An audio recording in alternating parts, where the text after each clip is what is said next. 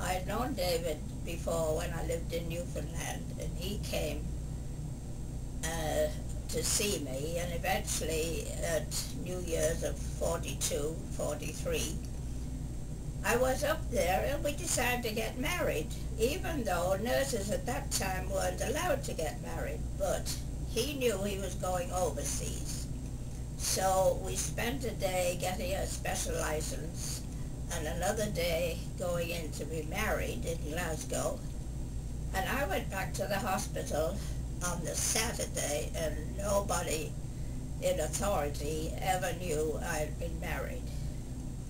So a friend of mine knew, and she used to bring the conversation around, you know, in a group to say, well, do you think it's possible for somebody to get married and nobody know about it? Well, I actually went into nursing when I was 17 at my mother's firm suggestion, and in a children's hospital, and I went on to general training just as the war began in September of 39. Yes. The hospital where I did my training was in Darlington in the north of England. It was a big, all the trains going north and south mostly passed through there, so there were always a lot of troops around in the town, and I went there because it was near where I'd lived as a child. Yeah, and then when I finished my training, well, I didn't want to be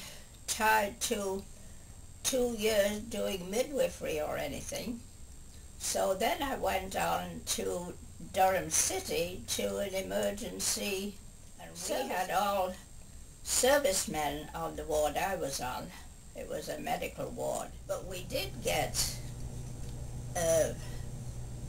men who were flying and had been very badly burned. We got those patients in because there were Americans and Canadians stationed just outside the town.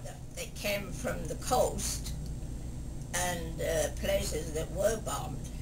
So we had to make sure the baths were full of water and the hot water bottles were filled hot in the emergency beds, and move the patients in from the balconies that we had. And the matron, it was no time before the matron was around looking at everywhere, and we had lamps. We had to make sure the lamps were filled with oil and ready to go.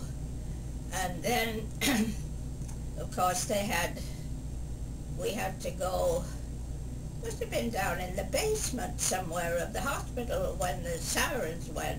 You couldn't think of staying in bed because they'd send people around to get you out. It was really hard on people during the war trying to cope with the rationing and everything, because everybody had a ration book. And well, I think you were only allowed, I don't know if it was 2 eggs a week, and even jam, you had to sort of save up enough points to be able to buy a bottle of jam.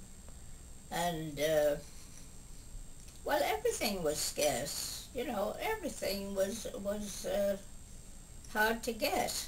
And people, if there was any sign at all that there was something in the shop, there'd be a queue. People would tag on the end of a queue even if they didn't know what it was for, just because they thought it might be something, you know, that was good to get. And, you know, fruit. I know children growing up had no idea what an orange or a banana was.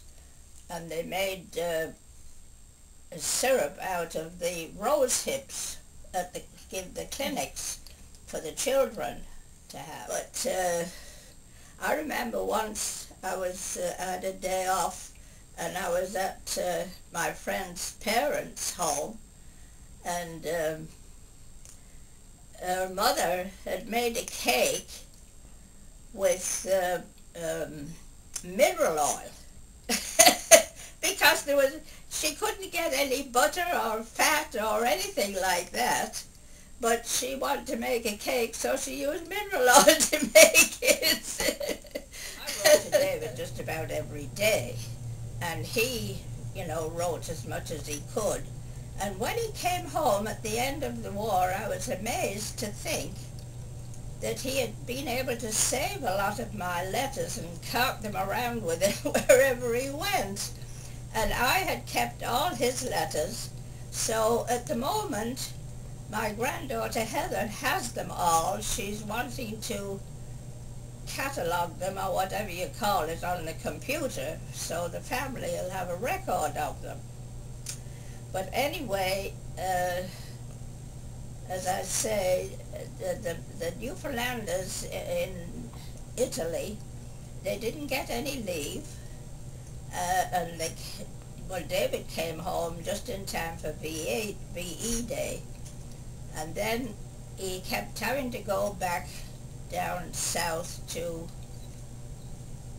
Norwich, where they had their headquarters, I gather. And then he'd come back again, and we were waiting for a ship to come to Newfoundland. So eventually we did come in 1945. During the war, life was really different.